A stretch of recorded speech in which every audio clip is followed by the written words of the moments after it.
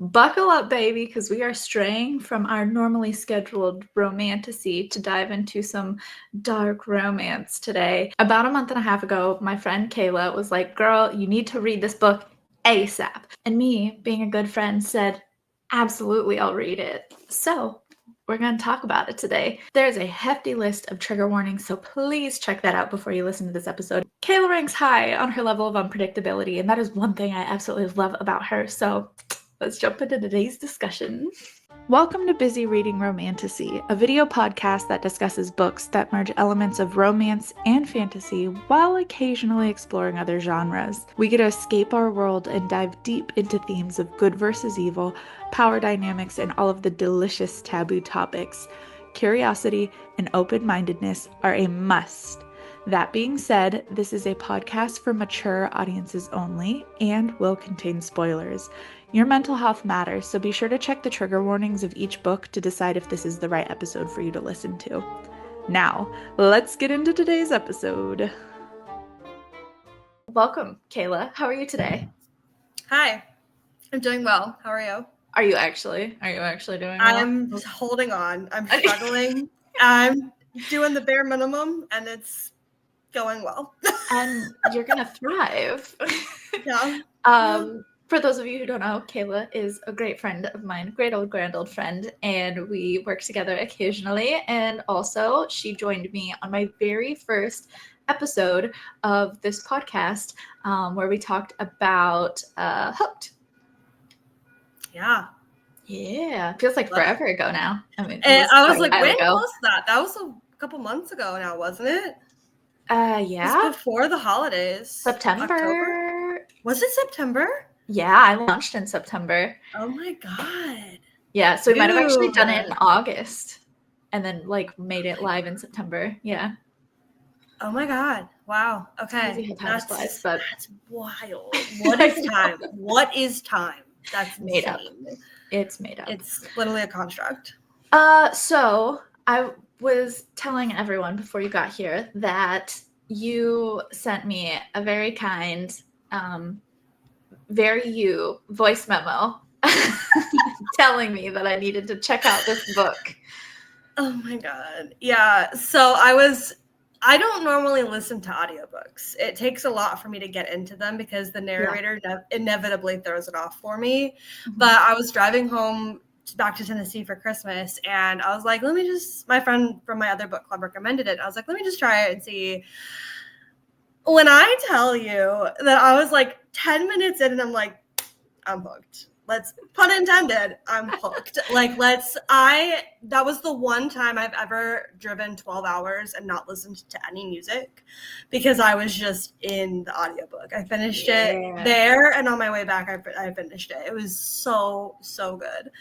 I loved it. It was great. And it's one of those books that like, I feel like when you read, like, you know, when you're a kid and you read books that just stick with you and you're like, I don't really remember a lot about the book, but I remember how I felt when I read it, type of thing. Like, that's how I felt after, and I still feel after I listened to it because a lot of the details are fuzzy, but I remember the feeling, and it was just so like, this is a good book. So I remember like screaming into the audio clip that I sent you. I was like, let's read this book immediately because I'm going to die. I need to talk to you about it immediately. Please. I'm so excited to talk about this because I really, really, really liked it as well. Good. So good. I'm glad. I didn't want to recommend a crappy book, so I'm glad you liked it. Never. No, it was already on my radar. Everyone was talking about it quite a lot in the book world. Yeah. So as I mentioned, there is a long list of trigger warnings, so definitely check that out. And also, this is completely riddled with spoilers. We're going to kind of take a somewhat speed run of the whole plot and then kind of zoom out and talk about all of our thoughts at the end. So Kayla, interrupt, hop in anytime you have your feelings, whatever you need to say, get it in there. Okay. I just read the book, so luckily it's pretty fresh for me, even through my sporadic, interesting note-taking. So we start off with Allie, who works at an inner city ER. She is a nurse, and she is obsessed with this masked man on Instagram and loves all of his like little videos and everything. Yeah.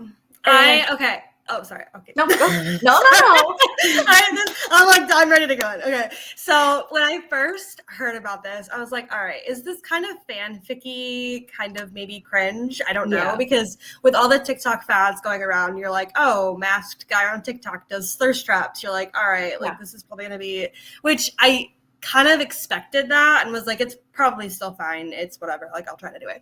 Yeah. Ended up being very much not that at all. Like, it was like, I did not think it was fanficky at all. Like, I thought it was it felt like I was living it with her. And it was like, wow, this is so cool. So I appreciated it. I have to say, as someone who reads mostly fantasy, romantasy, sometimes I do get a bit hesitant reading a more like modern setting. Yeah.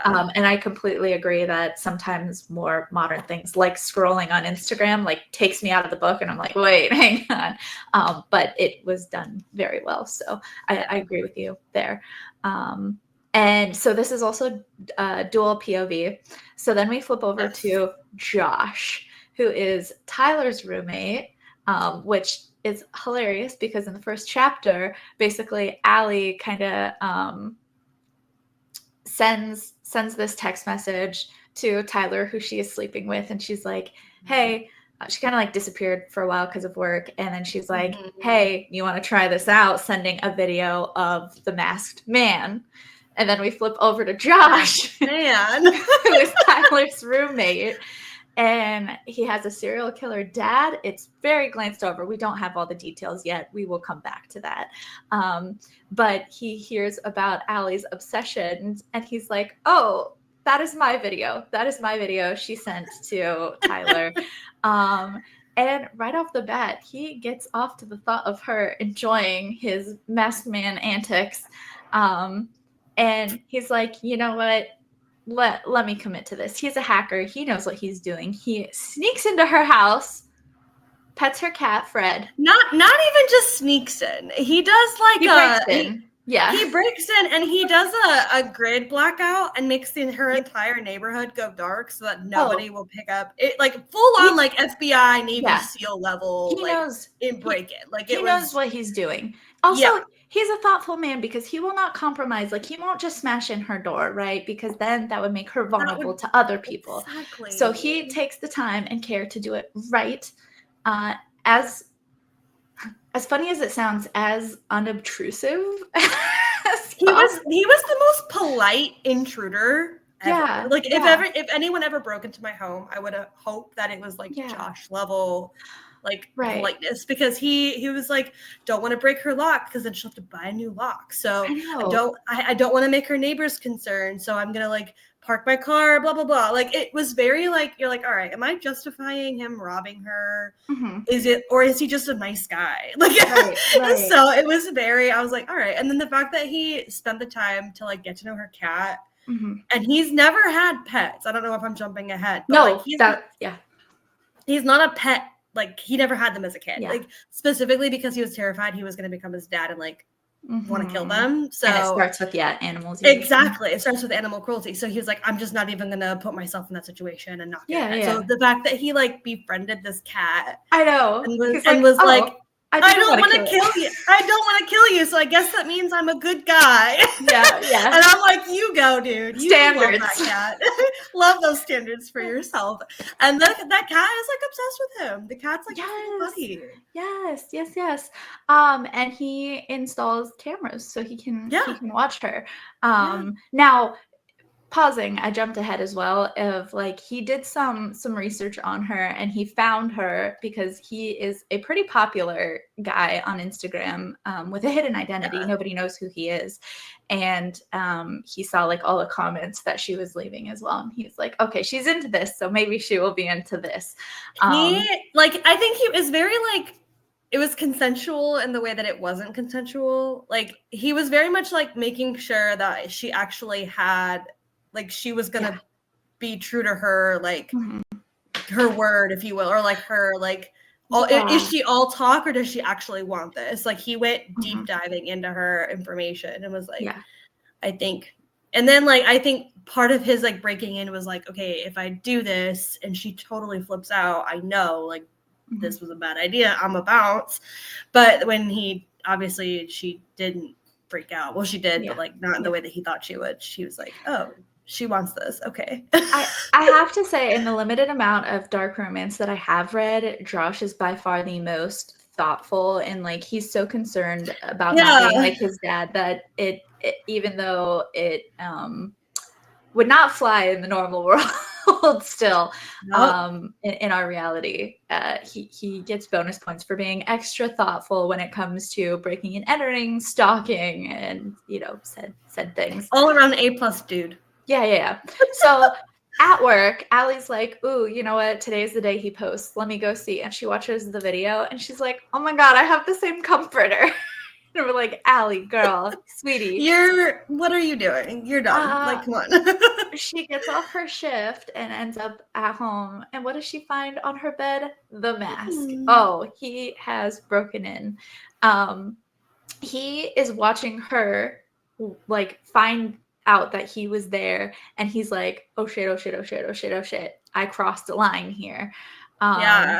And he ends up DMing her, and they kind of like message back and forth. She's understandably very angry and concerned. She doesn't know this person, right? And she doesn't know if there's like, she's like, this is how everyone gets murdered, even though, which is very conflicting because she's single woman living alone, like she owns her own home, like she's also a badass. Like, I don't know, can I cuss on here? Sorry. Yeah. Kayla, I just did like oh, sorry. I was like, so she's like a black belt in jiu-jitsu and like does like mixed martial arts. She's like if I'm gonna break in, I'd be scared I was gonna like be beat up by her. But like right. So like she's good, like she can protect herself. But as a woman, like that's still very terrifying to think that like there's someone in your home and that level of that your safety and your environment has been intruded upon. Like that's terrifying. So like rightfully so, she's pissed and is like ready to murder the dude, which let's go off, sis. I'll help you. Like, but then we realize he's not a bad dude. So yes. And also, despite how scared she is, she also gets really horny, and she's like, "Yep." Also hysterical. Awesome. I was like, yeah, that's relatable. And this was a good example. This was a good example of learning Josh's morals, because he does shut the laptop. He's not going to watch her do that. She did not consent to that. She does not know that there's cameras in her house yet. And he shuts the laptop. So after she does her business, she's like, okay, what do I actually do about this? Oh, I know. The one time she met Tyler's roommate, she's like, he's a cybersecurity guy. He can help me. So she asks Tyler to talk to Josh and tries to basically like cover all her bases and, figure out what's going on and how to deal with it without giving like too much information. And Tyler is luckily a cool guy, and he's like, yeah, I'll ask him if he's interested in Tyler. Like, all are around, you okay? Like, just great friend. Yeah, he was like a chill dude. The entire time he was just like, I just want the best for you, man. Like, that's all I want. Like, I was just like, Tyler, you know what? You're a stand-up guy. Okay. Yeah, no, I appreciate. He's giving off very much man energy, which is just so go with the flow. He's like, yeah, whatever, cool. Yeah. So, again, Josh skirting the line of what is and is not appropriate, sends her a bunch of flowers, which kind of backfires because she gets very upset about that, and there's too many, and she like pays the guy $50 to like deliver them elsewhere. And then he also sends her like home protection kit and all that kind of stuff. And one of the things is a device to detect cameras, and that's where she realized that there's cameras there. And she's like, oh my gosh, you watched me. And he's like, no, I wouldn't. And she's like, why would you tell the truth? Like, obviously there's a good amount of disbelief when it comes to a stalking situation. Yeah, I don't know. In that situation, I was kind of, when they first started DMing, I was kind of like, this is odd. Because I think, like, if I found out that my home was broken into, I don't know that I would, like, befriend the guy on DM, you know? Like, I feel like I'd be like, I should probably call the police. Yeah. And which did she say why she didn't? I don't remember that part. She has this thought of, like, I mean, with the type of comments she was being like, I would pay you to stalk me and stuff like that, where like she didn't know if that would hold up or something like that, if it went to court or like what crossed the line of, I don't know. And I think because she also wanted it so bad, that's how she kind of rationalized it to herself of like, oh man, if something happened, they would find comments being like basically asking, begging like, girl, him. you wanted this. Yeah, exactly. You literally asked him to bring it to your home. Yeah. Oh yeah. So to up the ante, Josh posts another video in his masked attire, and the caption is like, "When she's mad," and the internet blows up.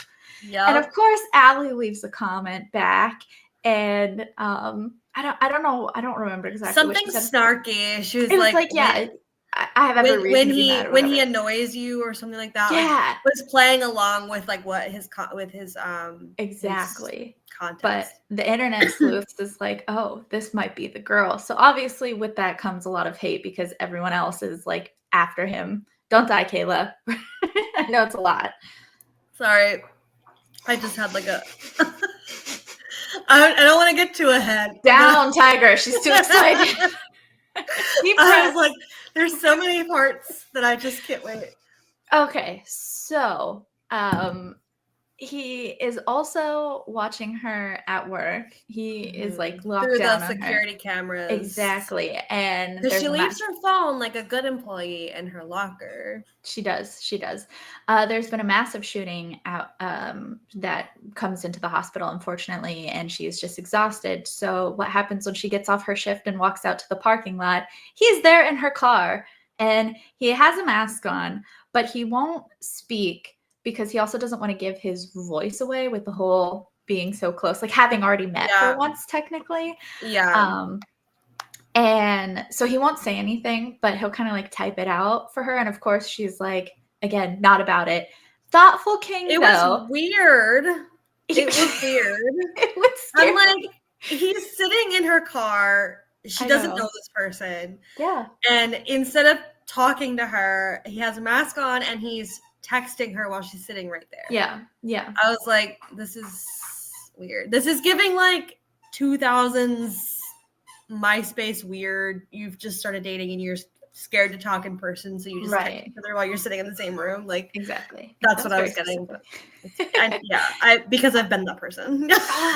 I see. Yeah. Yeah, but he is so thoughtful. He leaves both a knife and a gun like on the seat, so she can be protected, which she does take advantage of. And then he's also brought her some snackies, but she's like, I'm not going to eat it. It could be poison. So he like eats it, kind of shoves it up under her mask, his mask, so she couldn't really see. And very thoughtful. Yeah. I didn't poison it. I'm gonna eat it. Exactly. And here's the gun, so you have control. That was another thing that I was like, okay, clearly his intentions, although misguided and oddly executed, he's a good dude because like he very clearly he's like, I'm giving you control in the situation. Like, I'm not gonna let you feel uncomfortable. Like, obviously this is a weird situation for both of us because I also don't know you, but I'm going to make sure that you know that, like, I'm not going to hurt you. And it was just very like, oh, okay. Like, thank you. Okay. So, yeah. Okay. Like, in that position, I would have been like, okay, I can kind of see why this is attractive. Okay. Yeah. Miss Allie knows what she's into. And of course, he's a giant, like 6'2" dude as well. Like, got the tattoos, checks all the boxes basically. And he gets a little turned on, and she's like, she notices, and she's like, ooh, we need to do something about that. Can you edit this if I pause for like a second? Oh yeah. Good boy. Yeah, and so she's like, let me do something about this, and she makes sure to tell him, hey, this is only for me, not for you. This is not for you. And starts, sucking him off in the car, because what else do you do? I mean, if the opportunity is there, why not go for it? Like, when else are you going to have the ability to do that? Right, and it gets better because she accidentally stabs him as he finishes. Brilliant timing.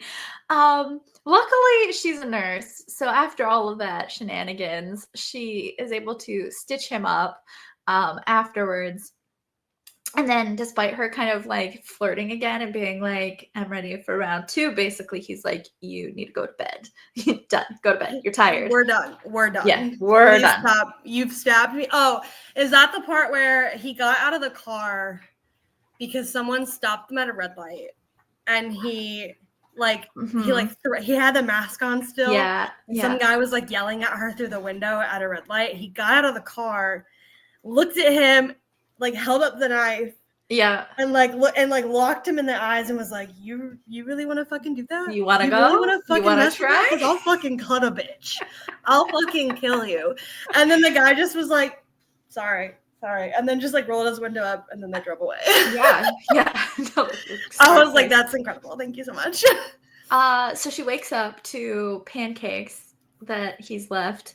And he also shoveled her driveway. Again, just a good old sweetie. So thoughtful. All the thoughtful Her neighbor thought that she was like dating this new guy because she was like, oh my god, like he was so nice. He took out your trash. He was like shoveling your driveway. Like, who's this new guy? Who's this guy you're dating? And she's like, I could, and so her neighbor saw what he looked like because obviously he wasn't wearing his mask. Right. But she can't be like, oh, I don't know what he like. Right. What did he look like? Yeah. Right. Like, he didn't want to be suspicious. So she was like, yeah, like I'm keeping it low key and just like left it at that. But her neighbor was like, girl, you got a winner. You should hang on to that guy. So also Tyler texts that Josh is in fact available and willing to help her out. Josh prepares for her arrival.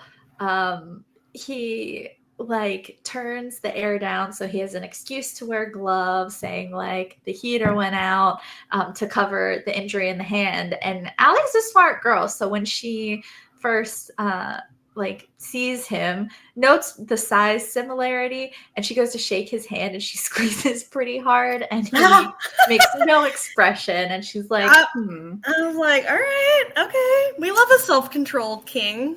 And not only that, when he gets up to make some coffee, she texts the masked man to see if his phone lights up, which Josh is too smart for that. He had a burner phone, so the phone doesn't light up, and he had a bot to like automatically reply.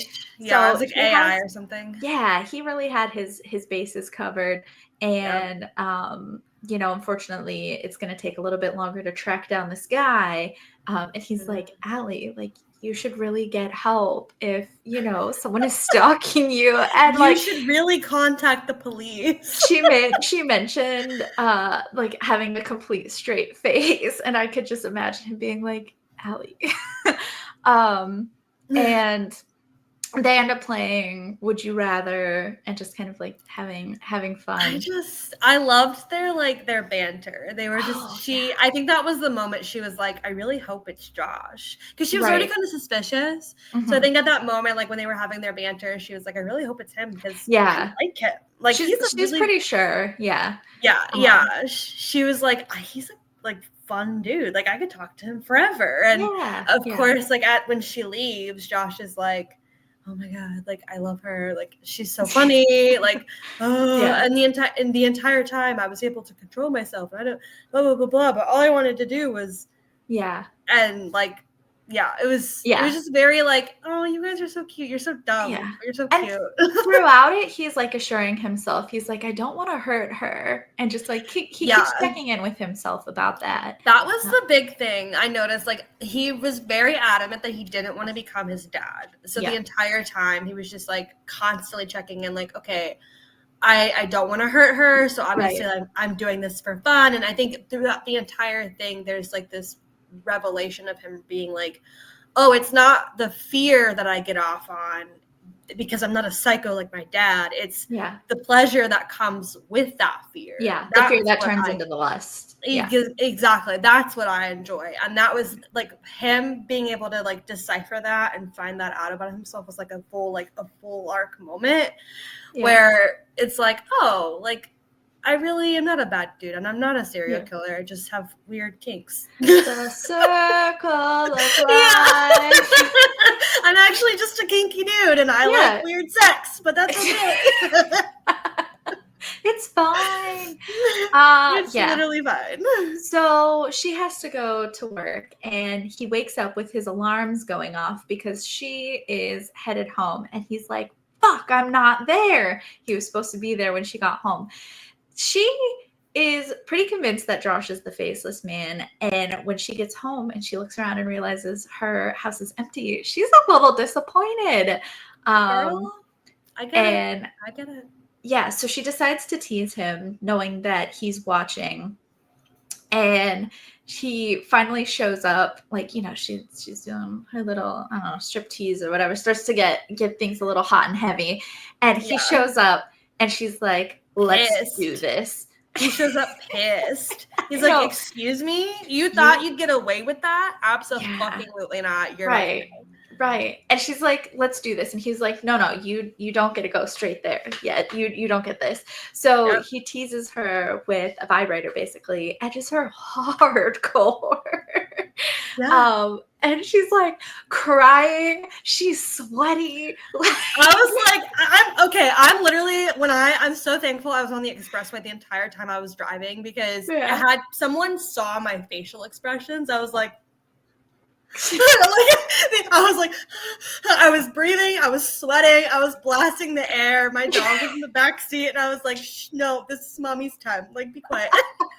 This smell was so good. I was like, I rewound it a few times, because every time, like, it was like, it would get good. I was like, I don't want to miss a thing. I don't want to miss anything. So I'd like rewind it and be like, okay, wait, what happened? And then I like live it again. I'm like, this is great. I love it. So there you go. It was so good. That was my favorite part. Obviously, there was other parts, but she finishes so hard. She like low-key maybe passes out. She like comes to. No, I was like, this is it. That was such a like, okay, girl, I don't care if you're skeptical about this guy. Like, you need to fulfill this. See this through for both of us. Come on, Allie. Like, you owe it to me. You don't know me, but I need to know what this is. I need you to live this. Live my dream. Live my dream. I want someone to break into my house so that this happens. Yes, oh my god. Basically. Okay, I digress. And so we get all the aftercare. He helps her into the shower, but he can't get in the shower because he's wearing the mask and everything. And he cooks some breakfast for her and ends up leaving. Well, he has to leave. And this is where he starts calling Fred their baby. And this becomes like a running joke through the whole thing that I absolutely loved, because he'd be like, that was my favorite. Daddy will be back, don't worry. Or like, how dare you do that in front of our child? Like, any guy that's gonna like adopt your pet as his own, you're like, all right, like, let's co-parent our cat together. Like, right. So again, going back to Allie being a smart girl, slips a tracker in his backpack. But of course, he is a hacker, and he already knows how to deal with these things. And what does he do when he's driving? He spells out LOL. And I loved this moment. Like, I was like, what's he gonna spell? Is he gonna spell love? Oh my god! I was like, what's he spelling? Marry me. I was like, what a way to be proposed to. Can you imagine like the story? Right. But when he's like LOL, I was like, that's so hardcore. That's so good. Yeah. Oh yeah. She is furious, and she's like, you know what? Don't worry, because I also got some of your DNA when I cleaned you up. I got some hairs and some blood. And I took this quote. No, continue. Sorry. No, I was gonna move on. Yeah. Oh no, I was gonna say, because she's a nurse, and so she's access to so she can DNA test. Submit it. So she goes to her friend. Her friend is super cool. I love her friend. Yeah. She was like, I'll work through my break and do this for you and like get the DNA sample. And she was like, no, I can't ask you to do that. Like, super nice. She was like, I'm invested in this. Like, I want to figure out who this guy is too. Like, I don't care. So she like spends her lunch breaks figuring out his DNA, and then we figure it out later on. Yeah. I took this quote from the book, and because this is a lot, and Josh, I mean, our masked man is sweet enough to like give her some time and like figure out how she feels about all of this. And he goes, I'm only willing to allow you a few days. After that, I'm coming for you, baby, whether you're ready or not. Oh.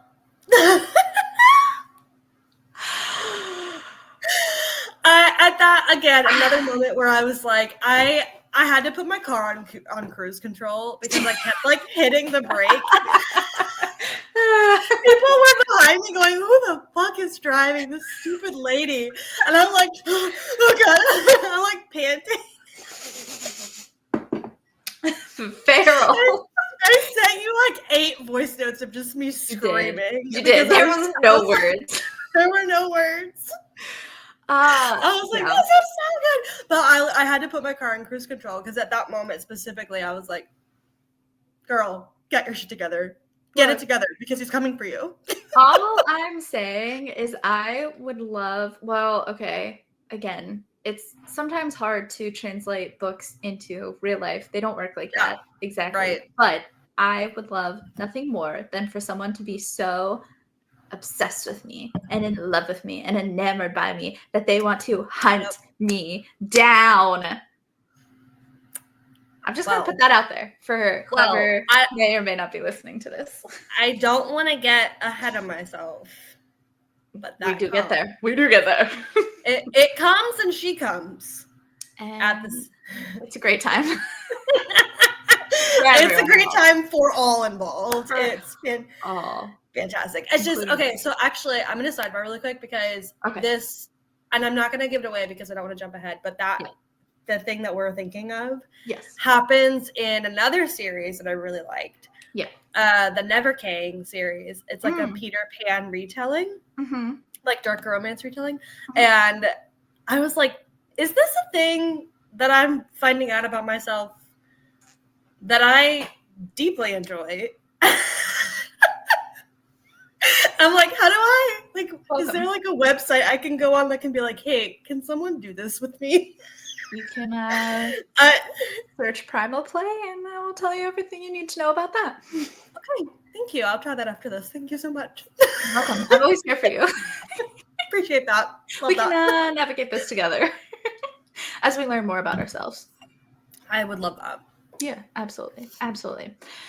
So, at work, she's like, okay, loud and clear. And there is, they have a couple people in bays that need to be treated. And one of them, you're good, turns out to be a rapist. And none of the other nurses want to go see him. And the one male that's on the floor is busy. So she's like, you know what? I'll do it. And even as she's walking to him, they're like, wait, Allie, someone's on the phone for you. And she's like, tell him I'm fine, again, because he is watching her at all times. So thoughtful. And so she ends up going to see him, and it doesn't go well. He's kind of like goading her and trying to get a reaction out of her, and she clamps down. I hated this part. So fucking, oh my god. I was like, I wanted her to lose her shit on him so that she could like beat the shit out of him. Like I was just like, this dude. And this is kind of where like I think the whole story kind of takes its turn, where you're like, where could this go? Like it's two people who met on the internet, now they're fucking. Like what else could possibly happen? Like that's just kind of where the whole story like really builds up, and then you see like everything kind of start to unfold. Right. And he's just like a shitty dude. And I was just like, I hate.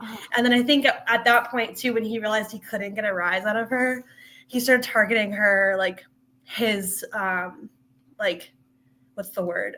His like stereotypical like target. She was also a nurse in the room with him, and he was like, oh well, if you're not gonna do that, I want her as my nurse instead. And like made her Erica or something, what's her name? Like super uncomfy. Yeah. And I was like, this guy, just put him in the trash. Like, put him in the fucking trash. He's awful. He tries to grab her and she like dodges out of the way. Yeah. And Allie is a strong woman. She is ready to fight him. So she gets up in his face, calls him shrimp dick.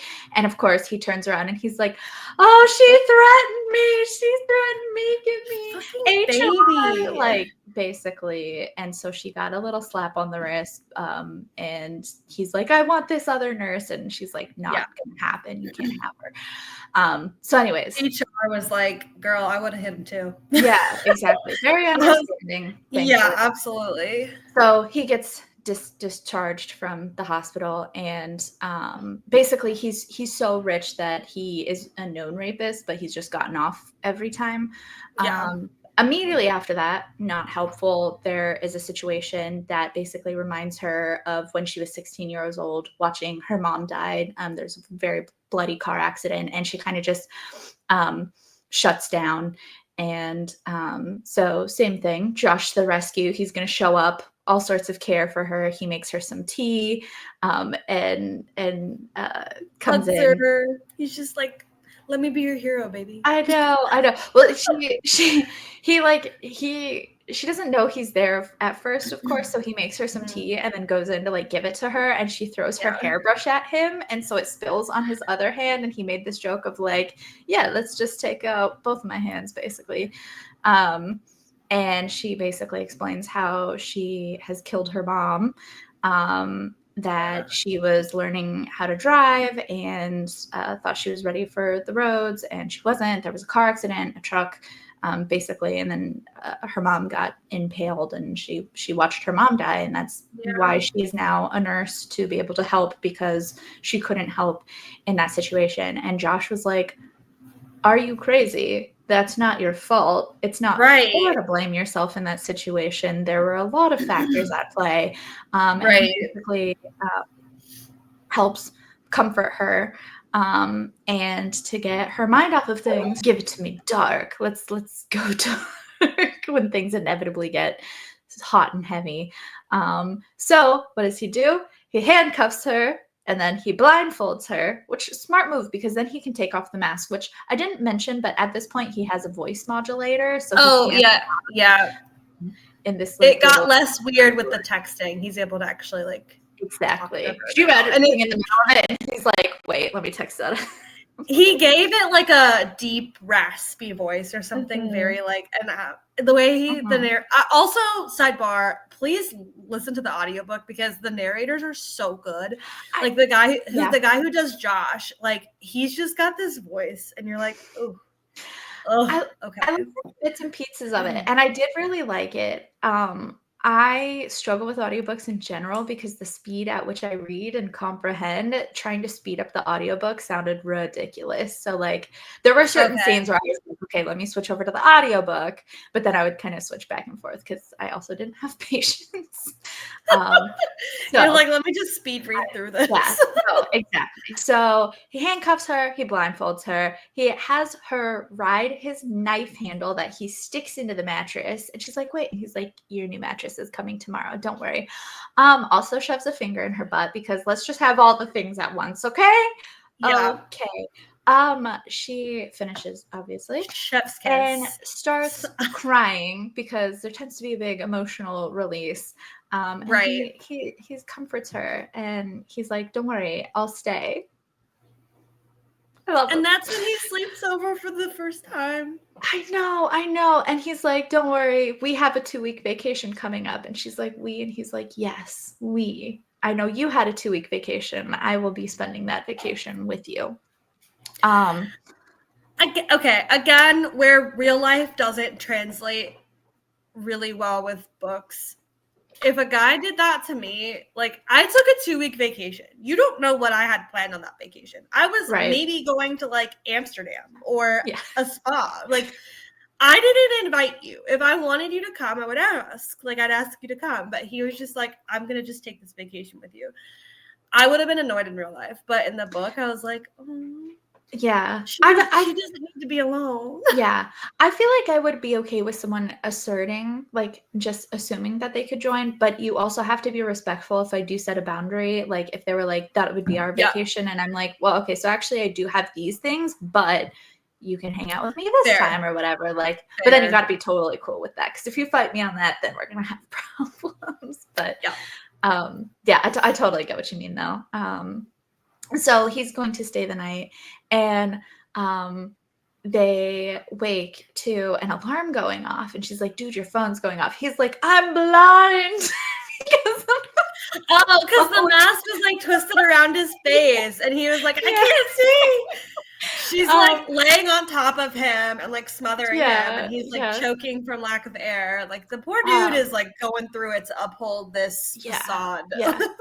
And he's like, wait, that's an alarm. That means someone is trying to get into your house, not like not a normal phone alarm. Yeah. And so he's like, Allie, stay in the room. I got this. And she's like, okay. And what happens? She does not stay. She gets punished for this, which we'll come back to as well. There's an intruder. Who is it? Brad, the rapist, the rich rapist. Who gets off on hurting people and also gets away with it because he has money. Yeah. So they both beat him because Allie did not stay in the room. And basically he passes out, and they plan to drop him off at the previous victim's house and kind of let them maybe do what they wanted to do. So they tape him up. They like put him in this little snowboarding bag to get him in the car, and they are driving there. They're cracking jokes. I'm stressed. Would I get stressed about an intruder and like a sexy masked man? No. Yeah. Like making murder, I'm stressed. I was like, okay, what's gonna happen? Oh my god. Like I couldn't. It was so much. And I thought it was kind of cute. What was the quote that you texted me? It was like, oh, the couple who kidnaps together stays together or something like that. They were just like making jokes about how like funny their situation was. And I was like, that's not funny. Yeah, they basically they get all the way over there and realize he is now dead. He is not alive anymore. And so they're like, oops, fuck, what do we do? Put him back in the car. Put him back in the car. Plan B. And that's when, they're cracking jokes being like, the couple who commits homicide together stays together. And like he's like, man, that's too many words. The couple that slays together stays together. And I'm like, dude, and like Josh vomits. He's not good with the dead bodies. This is where it makes sense. It makes sense, both of their reactions to this, which is 100 times different than my reaction to perceived murder. Allie's a nurse. She sees death all the time. She's not fazed by this. She's like, you know what? It's all good. We're going. My uncle, he's part of the mob, actually. So also that felt weird. I was like, where's that coming from? Like, I know that did kind of. She made one mention about it earlier in the book. Was she was like, oh, I know someone who can get rid of people, like when she was talking to Brad or whatever, and I was like, why would you just say that? And then for her to throw in the mob thing, I was like, this feels weird, like thrown in last minute. But it also makes sense. If she's a nurse, then she just like didn't want anything to do with it until she actually needed said services. Fair. But so they're cracking jokes to deal with trauma. And so he does throw up when he sees the dead body, and she's like, I knew it was you, Josh, because he had to remove his mask to properly throw up. Josh, and that was what a way to reveal the identity. Like it's such like the whole time she's like, oh my god, what if it's I bet it's him. And he's like trying so hard to be sneaky about it. And then like there's the whole most of the book is her trying to figure out who he is. Right. And then when she finally does it's almost like anticlimactic because it's like he is literally throwing up and took off his mask. Yeah, she's just like, and she's anyway. like, I knew. Yeah. Anyways, let's get rid of the body. Like, it was I like, have oh, to say, okay. I have to say, this was so refreshing when it comes to, like, not even lies, but like almost a betrayal of trust in a way where he's like not giving away his identity. I feel like in a lot of books, when something big is revealed, there's some sort of like hurt or like, why would you lie to me? Or why would you? But, you know, this is one where they just move on from it so effortlessly. She's like, okay, well, I know. Okay, Josh, like, and they still get to play and have their fantasies.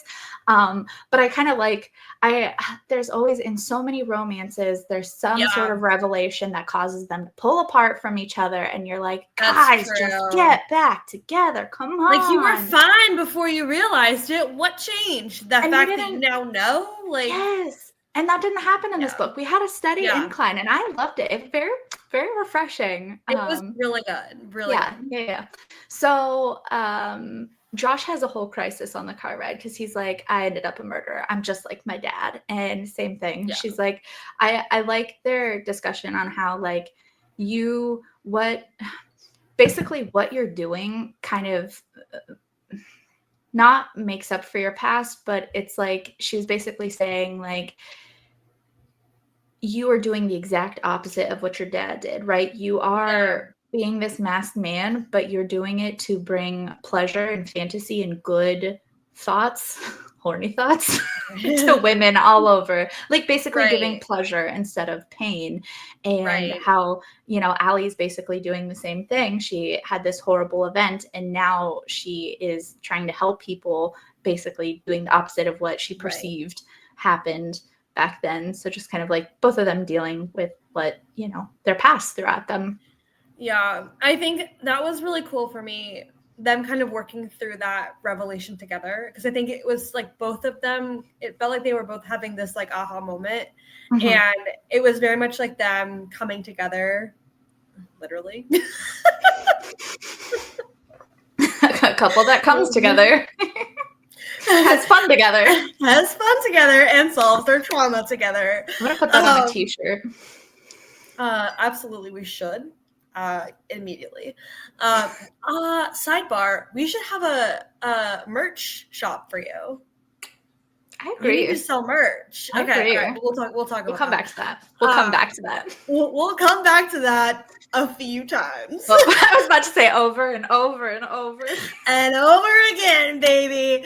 But yeah, like them kind of realizing that like the paths that have brought them one together, but also just where they're at in their lives separately, and realizing that they're not a product of their environment. They're a product of their actions and their choices, and whether or not, you know, their choices were kind of self-fulfilling. I think it was very like selfishly driven. Like, Allie became a nurse because she wanted to help her mom. Like that's which is great, but also very like selfishly selfish fulfilling. So I don't know what I'm trying, my words. I had a thought and then I went no, I got you. Basically, you're not a product of your past. Like, they both made choices. You. Exactly. And then being able to like accept that and kind of move on together, I think was really cool, because it was like, wow, like this is a really cool moment for you guys. And then also for him to finally be like learn to accept and love himself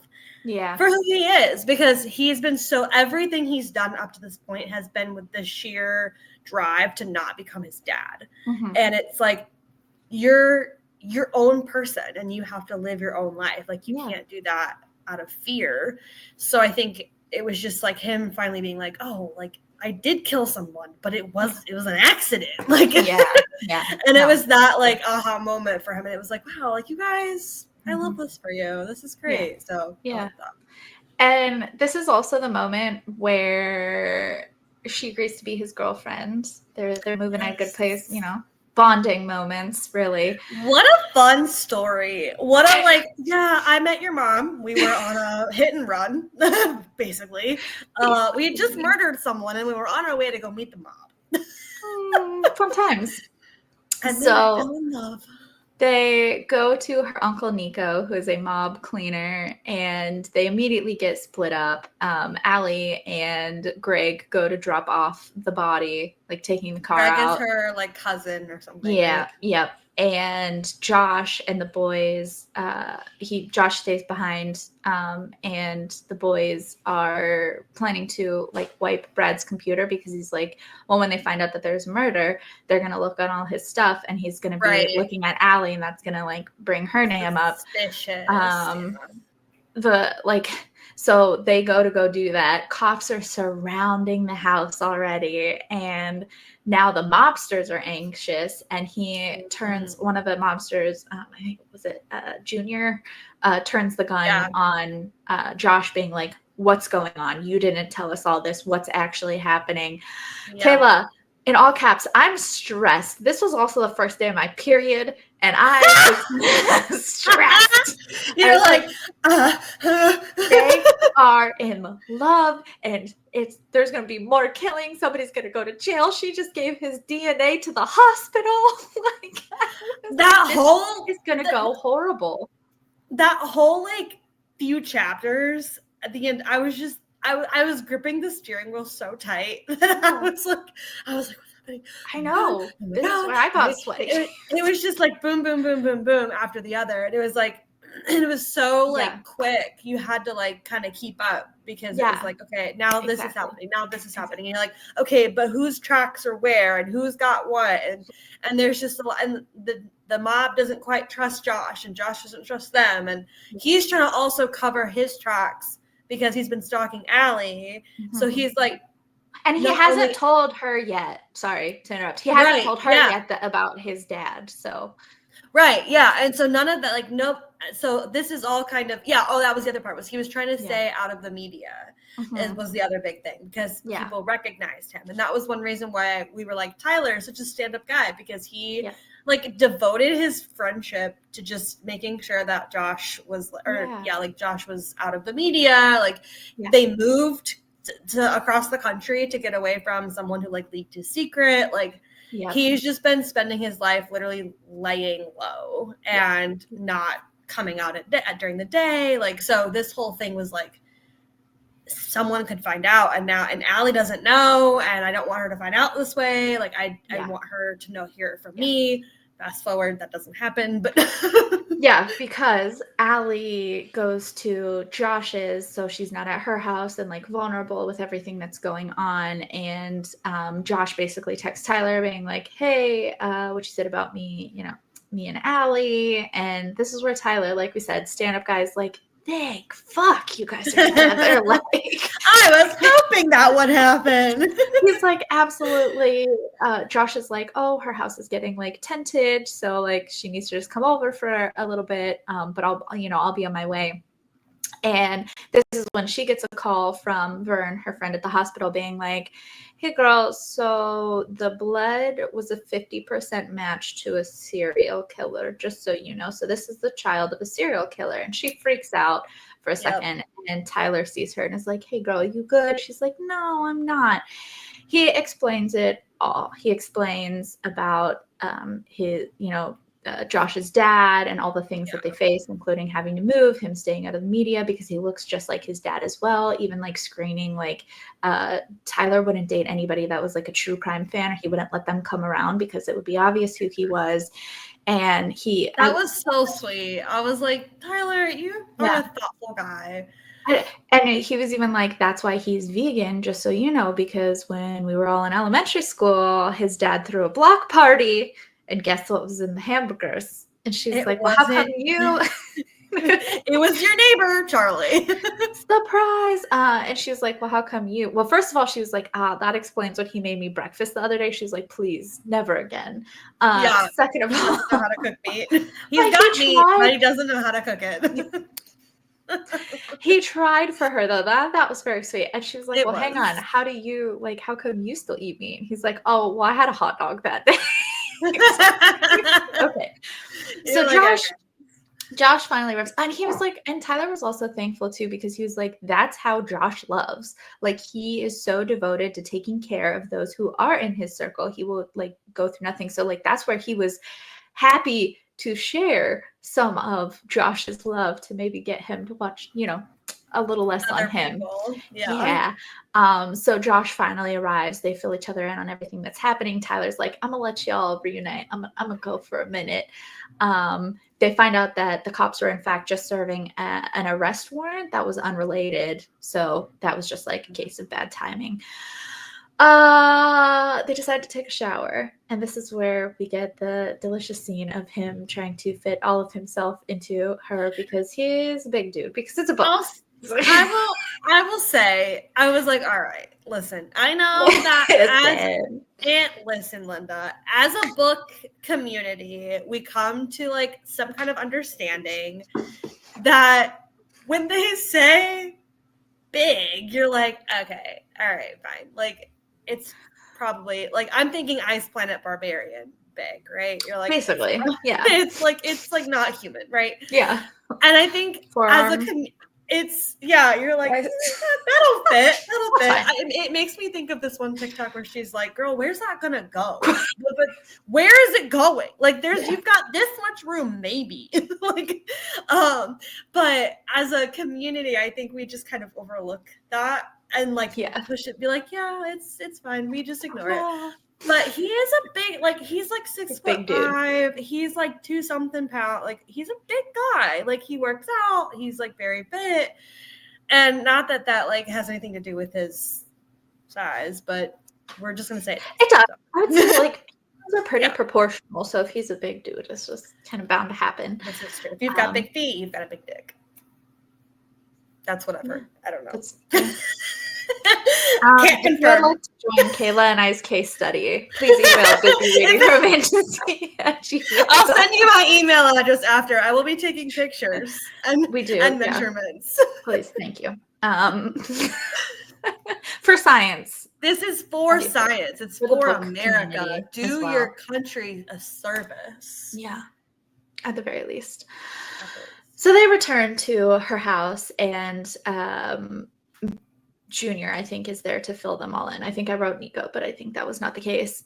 He's like, so my uncle said that we just have to have dinner once a month with the family. She's like, no. He's like, you don't really get to negotiate that because like we did a solid for you. Got you out of that. That was giving very Lorelai Gilmore vibes. Yes. She in order to pay Rory's tuition, she makes her do like a monthly Sunday dinner or something. And I was like, that's kind of fair. Okay. And they also need to Josh to go and wipe the computers. And Allie's like, well, if Josh is going, I'm going to. We're a package deal. And he's like, Allie, no. She's like, yep, we're not surprised by that. So they get into the van. And again, delicious banter, happy times. Josh is like, they're with a bunch of like hardened crime mobster dudes. And Josh is like, I bet you $20 I can get someone to laugh. He's just such a funny dude. I'm like, I love you so much. Like their banter was so good. Like it was not like it was like sarcastically like arrogant, but not too much that it was like a lot and annoying. It was very much like a happy balance. Very fun loving. Like it wasn't intense. If anything, it was more just like goofy. Yeah, exactly. Yes. So they show up to Brad's house and Josh goes in with the team. Allie waits out with Nico. They get in the house and there is like this god-awful smell, and Josh, knowing his dad, was like, that's a body decomposing. And they're like, how would you know this? And he's like, so they're like, we got to get out of here. This just got like tricky. We're not. And he's like, no, I'm not leaving Allie at risk because of this. So they leave. Allie hears that Josh is staying. So she bails. She jumps out of the car and is just waiting for him out in the snow. Oh my God. And so he starts wiping the computer and also downloads all of the files, and someone else comes in the house. I was stressed. I was like, who's left? Who is left that could possibly have something to play here? Like, what is going on? Exactly. Turns out his parents, and they are innocent in the sense, Brad's parents, innocent in the sense that they're like, oh my God, the maid did not take out the trash. This is terrible. Like, it just like when you're that wealthy, you're so like out of touch with reality. Like they didn't know that their fucking kid was like straight up murderer and rapist. Yeah. Like how can you not know? So he gets all the files and stuff. They're trying to like break it. He's holding the lock closed. He finally gets everything, jumps out the window, falls on this little beam, bruises his rib cage. They go running. I'm like, oh my God. And he sends a message to whoever, like he tells Allie to send a message to tell them to turn the alarms back on because the parents are in the house now. So they turn the alarms back on. The parents trip to the alarm. Cops, yet again, swarm the place. They're running in the dead of night in snow. It's insane. They're ducking. They're cold. Allie's probably got frostbite. Her toes are cold. And basically, they eventually get to the rendezvous point with the rest of the car and get out there. They eventually make it.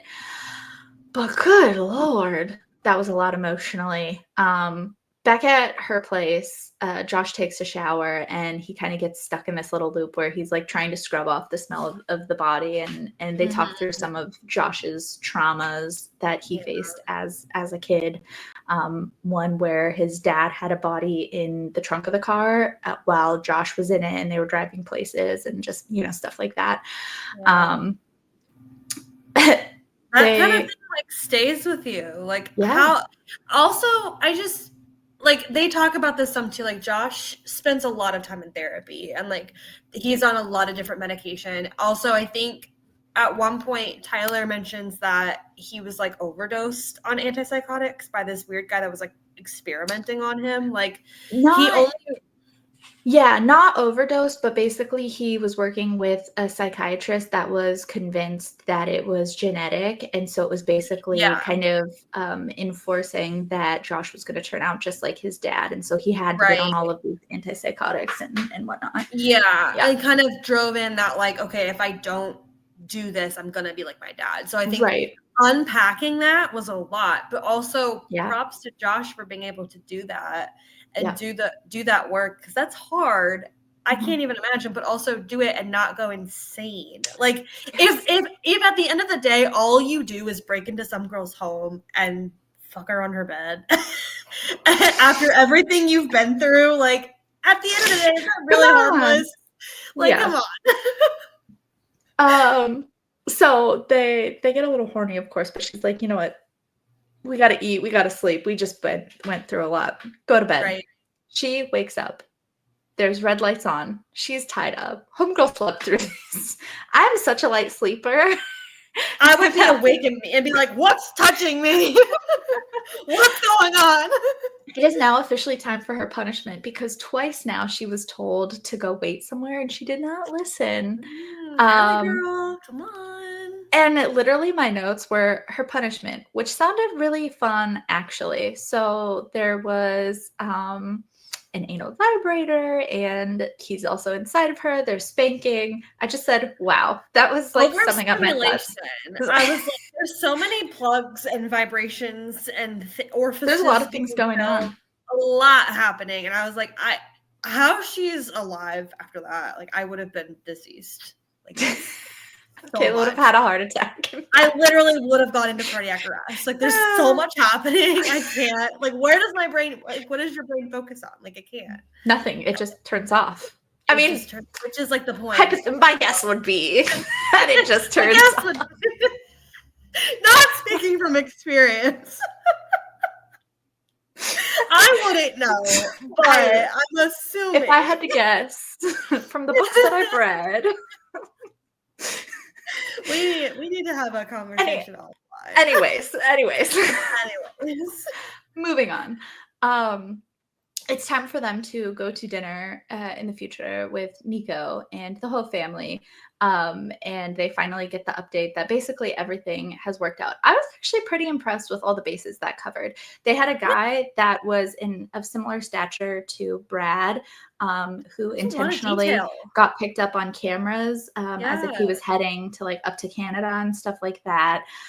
They had Josh wear the same size shoe as Brad, which was a size too small, because even though they were running through the woods, it matched shoe size, so it looked like Brad was the one that was running away from his house with an accomplice. So just stuff like that. I was actually pretty impressed how that got wrapped up, because in my head there was no way that they were going to get away with that in my head, and that's why I was so stressed. And it was like sometimes when there's so many things happening, I think things can get missed, and like plot holes can happen and things like that, but it was very well done. Round of applause to Navessa, because she really put me through the ringer on this one. I was like, girl, I'm gonna send you my therapy bill. Yeah, right. Yeah. So basically everything had been pretty covered. They were clear. They ended up questioning the other nurse because he had looked into her as well, and there was just like, Allie was not a suspect in the long list of suspects.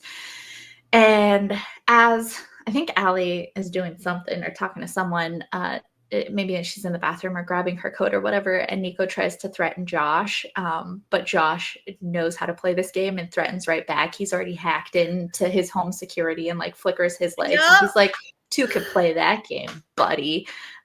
So like, do we have an understanding? He's like, I'm gonna offer to shake my hand again. Do we have an understanding? That was pretty hot. I can't. I have no words. I was like, okay. And the fact that Allie wasn't there, and he like did that just because he was sticking up for her and like and being there for her and being a support system. Like, I think that's just so cool. Like the way he really showed how to, like, he is there for her, like he is a partner, he is there 100%, like he is going to be her support system. And as someone who like doesn't have that, like she's on her own, like she doesn't have any family, like, well, she's got a weird mob uncle, but like she doesn't have any family. So like finding a partner who can have your back like that, I think that's really cool. Right. And I think that's something that I would say, I mean, this is going to be a very broad generalization, but I would say most women are or would be attracted to the type of man that is, one, sensitive enough to meet your needs and care for you, as in like cook for you and cuddle and kind of those sweet, gooey moments, but also can, you know, have those masculine moments where they are not afraid to protect you, like they can. You know, it's that knowing full well that she doesn't need him to, like, that's the thing that kept being like reinforced in my mind, because she's a badass human being. Like she's really strong. She says at one point, she's like, I'm curvy but I'm strong, like she lifts weights, like she's tough, like she can handle herself if she needs to, and mentally she's tough as well. But no, and he knows that, and he knows and respects that about her, but still is like, you don't always have to be that way. I've got, like, that was just like exactly. That was my crying moment. I was like, wow, that's so nice. And as they're on their way home, he's like, you know what? I love you. And she's like, I know, you've been saying it in your sleep for the last week. I love you too. And I was like, no. Oh my God. Another moment that just felt so like smooth and like just as butter. You know, seamless. Another thing that I really appreciate about this book too is, again, I think a common is like this kind of push and pull. We're together, we're not together. I like him, but that's scary. I can't like him. And like, while we had some of this in the beginning when Allie was genuinely trying to see if he was safe, gonna murder her, after that, when she knew who he was, like they were on the same team. And I loved that. There was no like, oh my God, are we moving too fast? They were committed to each other. And I loved that. It was very, I mean, there was a couple of moments where she was like, technically I've been thirsting for him longer because I've been following his account for months now. And she was like, I think at one point she did question it maybe once, but then she was like, but realistically, who cares? So it was just like it was a really cool, like, it just felt like it was going at the right pace. It felt like it wasn't too rushed, but it didn't go too slow. And I think it felt like it was right for them, like, and they just were following their hearts, and it was really cool because it didn't feel like cheesy. There wasn't a moment where I was like, oh my God, girl, get over yourself. Like there was none of that. It was very like, I loved it. I think that's also for me, for some like female main characters, it can be hard because you're like, when you don't identify with that person, you're like, this is stupid. I would never act like this. I wouldn't say those things. And it's really hard for you to get into the book because you're like, girl, what are you doing? But like, Allie, I was like, I love you. I want to be best friends with you. So yeah, no, absolutely. Then we get to the epilogue. They are at an Airbnb up in the woods, and they are playing a game. They have trackers, which they have agreed not to check, and basically she wins. She gets 5-minute head start. She wins if he can't find her within 20 minutes. So naturally, she's taking off running, trying to cover her tracks. she like prayed for months to beat Oh yeah. She was like running, she was doing cardio. sprints, and she was like heavy cardio so she could beat him. I was like, yeah, girl, we got this. Of course, inevitably, he sneaks up on her, and like she thinks she's lost him, and she hears like a twig snap, and the way she writes it, I was just like, I was right there. So he goes fulls on tackles her. Well, no, so I'm gonna backtrack you really quick because not only did it snap, he was holding it and snapped it. Yeah. The snarky motherfucker that he is was like, announcing his presence. Yeah, it's on. I'm coming for you, baby. Yeah, they like, start. Screw you. I love it though. So they chase. He tackles her. She ends up like elbowing him, and she almost kicks him. He rolls out of the way. She takes off. He grabs her ankle. They're like in the water at one point. Like it got violent. I was like, all right. She said that they were in a part where there wasn't a lot of people, thank goodness, because they didn't want to like have people ask questions. Yeah, that would be problematic. Yeah. And so not only does he just have to catch her, he has to insert himself in her to officially win within the 20 minutes. And sure enough, he does. It's great. They have a great time. She is so sex-addled that she's like, you know what, let's get married. And he's like, what? And she's like, oh, I'm sorry. Actually, I'm gonna get dressed. And she turns around, and he's on his knee with a ring. And like it kind of like, how long was he planning that? Like, was he going to? And they were just so on the same page. And they got a little girl cat who's more devilish than Fred, and they're gonna start working on their like 2 to 5 children is what I put. He very much starts at like 8, and she's like 2. He's like, okay, maybe we can have 7. She's like 2. He's like, okay, 5, final offer. And that's where it ends. So that last little bit right there, full disclosure, I didn't listen to the last 5 minutes of the audiobook, so that was a surprise to me. Thank you for that. Okay. Well, there you go. Yeah. I was like getting on. I was like, wait, did I listen to the ending? I think I forgot the last, because it was like the 5 minutes I was like pulling into my subdivision when I was coming home, and I like just didn't think to finish it. So thank you for that. It was a great ending. I like You're very welcome. There you go. Now you actually have the whole thing. I feel complete. You're welcome. I will finish your books anytime. You can also finish anything you want with mine anytime you want. Noted. You know where I live. That I do. Oh, wait. Okay. So I never explained this to anybody. I house sat for you. Well, I dog sat for you a while ago. Yeah. I said, I know it.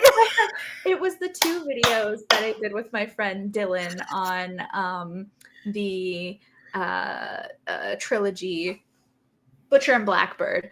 And I like, my schedule got so funky, and you know what, I was like, I'm just gonna go film at Kayla's house.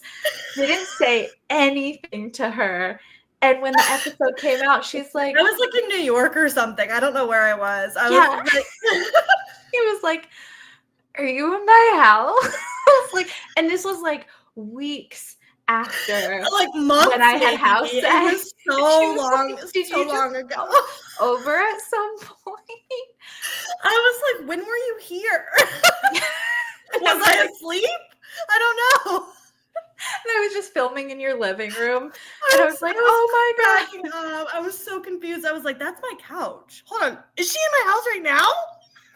You just don't know that I have the spare key. It was I forgot I gave you the spare key. So I was like, that makes sense. Like, obviously, anytime you want to come sneak in my house, you're welcome. But I was just like 30 seconds of confusion. I was like, where is she in my home?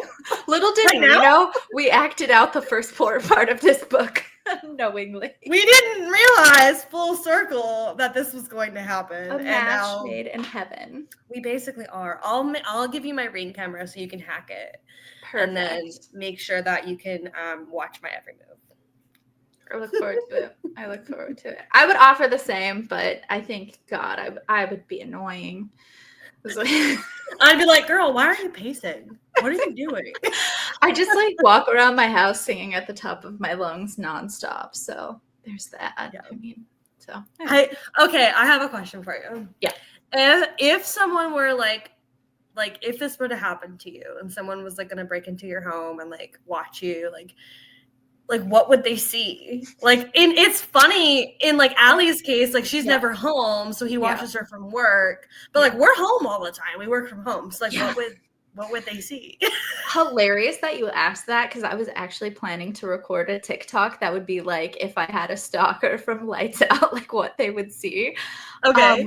Literally, one, I'm never dressed appropriately, which like bonus points for them. I just don't do that when I'm at home. Two, I'm either going to be sitting on my couch editing all day, or I am walking around making the most amount of noise. I am singing. I have music on just nonstop. I have a lot of hobbies. I could be baking. I could be gardening. I was literally covered in dirt on Sunday, from the gardening. God. So just like an interesting mix of things, really. It'd be like those oh my God, those nanny cam videos that you see pop up, and you kind of watch people like moving around. And there's no sound, and you're like, what are they? Right. And they're like just doing laundry or something like stupid, and you're like, what? It's creepy. It feels invasive. Yeah, or like I have chronic nightmares, and I sometimes get night terrors. I haven't had any recently lately, but like I also have just insane dreams. So I've always been kind of curious what I look like when I'm experiencing those. Because should we record our sleep? Yeah, I've been thinking about it actually. Good. I'm curious. I know that I'm dead to the world. I have slept through gunshots. No. I have slept through. Yeah, I'm dead. I wake up through the night usually. Like I'm pretty proud if I've had a dreamless, movementless sleep, but usually I'm up a few times. I've had like insane. Last night, literally, I dreamed that I was on a cruise in Alaska and a hurricane was headed towards us, and I had to call my stepmom to be like, "Hey, can you come pick me up from the port?" Oh my God! Oh yeah, the other day I had a dream about this like pool monster, and I was trying to save my Gustavo was in there, and so I ran to go like save him, and we got locked in and like kind of Squid Game style. The little water monster was like killing people left and right. Shut up. That's just like a normal night for me. Okay, do you like drink tea or something before bed? Like, because I heard that when you like drink or eat certain foods before bed, or just anything, it can lead to nightmares. I did have a cookie last night after my dance class, and I think it's the sugar. I had a cookie. I do try to stay away from eating or drinking anything too close, because it gives me wild dreams. You know what? I started drinking some cherry juice, because that like has melatonin, triggers your melatonin. I think that's cherry juice, and then you mix it with oh my God, what is it? Like those the poppy carbonated water things. Oh, that's like a mocktail. Yeah. I don't do that. I just drink it plain. But I liked the fizzy carbonation to it. Yeah, it makes it's like a mocktail. Now that you say that, actually, I think 100% that's what it is. Because I'm like, man, what has been going on lately? And it 100% is that, because that is the only thing that I've changed. It's if I eat or drink anything before, and especially if it's sugary. Okay, so we need to do another case study. Yeah. Dick sizes and what we eat and drink before bed. Yes. Yeah. Okay. There we go. Okay. We'll have I'll make a fake or like a burner email for Perfect. For case study submissions. We'll give you guys more information on that as we go. But If you'd like to anyways, participate, you can, there's a poll option. There will be merch eventually. we will get there. Absolutely. I'll make you some t-shirts. That'd be really Yeah. cool. That would be, yeah, 100%, 100%. And then you can come with me to conventions so I can have a booth and sell my things. Okay. Oh my god, I would be honored. That'd be so much fun. Like, this is my friend's podcast. We make books and t-shirts and cool things and all the things. I'm like, oh my god, we can use my Cricut. I'll get a heat press. Yes. Like, there's so many opportunities. I have stuff to make keychains. Like, we can make bookmarks. Yes, absolutely. There's so much we can do. Like, oh my god, that'd be so fun. Well, let us know what merch you'd like and we will make it. Absolutely. Perfect. Please. I'll be in charge. I'll be your chief production officer. Yeah. Sounds good. I've promoted myself. You're allowed to. I broke into your home. Sure you did. I'll never forget. I was just like, oh, that's actually okay. It was such a weird sense of comfort though, because it was like not like why is she in my home? I was like, oh, she filmed in my home. My home. She used my home as a place to do her business, and I'm honored. You're welcome. You're welcome. Really so, Kayla, this was an absolute pleasure. I knew it would be. If you would like us to cover another book, well, one, we would love to know what your thoughts of Lights Out were. Second, if you'd like if you did an audiobook versus that is good. If you liked, I wonder what you thought of Josh and Allie's. Yeah, absolutely. As well as if there's other books you would love us to cover, please let us know. We'd be happy to. As you know, Kayla is delightful when it comes to conversations like these. So I've had the most fun. I appreciate you yelling at me to do this book. I gave you no option. I gave you no choice. I was like, you have to do this. I'm gonna hold you hostage until you do. Yeah. No, absolutely. I appreciate that. I need that fire sometimes. So yeah, we'll be back. We'll be back with some more mischief in future episodes. And don't be alarmed if we break into your home. Don't either. Yeah, it's okay. We're really nice. We'll just bring cookies and snacks. You'll like it. It'll be fun. It'll be a fun time. There won't be any harm. Unless you wanted that. Unless you want it. And then in that case, absolutely, we will provide. Okay, we gotta go. If you've made it to this point in the episode, thank you so much for watching. I'd be incredibly grateful if you showed some support either by following or subscribing, depending on what platform you're watching on, and leaving a comment. You can always follow me on Instagram at Busy Reading Romantasy or on TikTok at busy.reading.romantasy to see what I'm up to. You can also email me at busyreadingromantasy@gmail.com to tell me your thoughts, dreams, secrets, or if you just have any book and author suggestions you'd love me to cover. Grab yourself a good book, get cozy. I'll see you next Wednesday for a new episode.